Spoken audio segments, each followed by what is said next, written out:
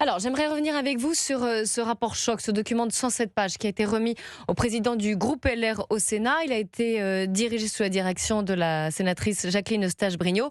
29 sénateurs LR, 17 recommandations pour combattre le projet séparatiste de long terme porté par l'idéologie islamiste. Alors, parmi les mesures, interdire aux jeunes filles de moins de 16 ans le port du voile dans l'espace public, interdiction du jeûne pour les moins de 16 ans, audition des époux pour lutter contre les mariages forcés, rendre obligatoire également la neutralité confessionnelle pour les élus, et j'en passe.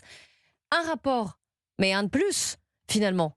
Est-ce qu'il aura une traduction? Oui, mais ce n'est pas le premier rapport dont on parle. Est-ce qu'il aura une traduction législative dans les mois, les années à venir? Alors, vu la composition de l'Assemblée nationale actuellement, je ne vois pas un monde où cette Assemblée serait capable de s'accorder sur une loi aussi polémique, entre guillemets, parce qu'elle n'est absolument pas dans l'opinion, mais une loi sur les signes religieux, notamment les signes musulmans. Donc ça me paraît très ambitieux. Mais là, donc c'est un rapport de plus sur la mais pile. c'est un rapport de plus ça commence à faire, la pile commence à grossir. Et ça, c'est très important parce que il y a encore quelques années, ce genre de proposition, interdire le voile pour les mineurs, interdire le voile pour les accompagnants scolaires, etc., était quand même réservé aux partis politiques les plus radicaux, on va dire. Là, on est dans un rapport du Sénat où à l'intérieur de ce rapport, vous avez des élus LR, voire des élus du bloc central. C'est-à-dire qu'aujourd'hui, vous avez quasiment un consensus, même dans une majorité des partis politiques, pour dire qu'il faut mettre un terme à l'emprise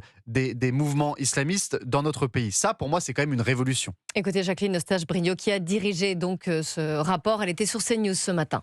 Je crois qu'aujourd'hui, d'abord tous on le constate, cet islamisme et cette toile d'araignée qui se tisse de manière claire depuis une vingtaine d'années, progresse de manière sidérante depuis quelques années, depuis 5, 6, 7 ans.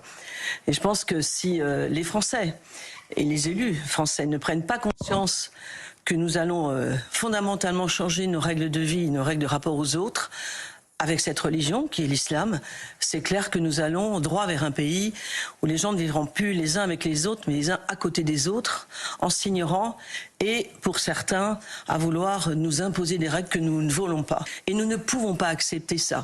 Voilà la mise en garde de Jacqueline Eustache-Brinio, sénatrice LR du Val d'Oise. Sébastien Bien entendu, en sachant qu'il est quasiment déjà trop tard. Quand on voit les chiffres, le sondage de l'IFOP qui vous explique que chez les moins de 25 ans, vous avez 59% des jeunes musulmans français qui considèrent que la charia, donc la loi islamique, est supérieure aux lois de la République. Ce chiffre est tellement affolant qu'on se demande si simplement interdire le port du voile dans l'espace public changera les mentalités de cette jeunesse-là. J'ai peur que ce soit un combat qui, pour une partie de la jeunesse musulmane, soit quasiment perdu. Sébastien Ligné, on reste ensemble et Xenia Fedorova va nous rejoindre dans un instant. Comme c'est mardi, c'est géopolitique. On fait le point sur l'actualité internationale et ses conséquences sur la politique française. Vous avez vu qu'Emmanuel Macron voulait relancer le service militaire compte tenu de l'état de la menace russe. On en débattra ensemble dans Europe 1 Info dans quelques instants. Il est 13h28, vous écoutez Clélie Mathias sur Europe 1. 13h, 14h. Europe 1 Info.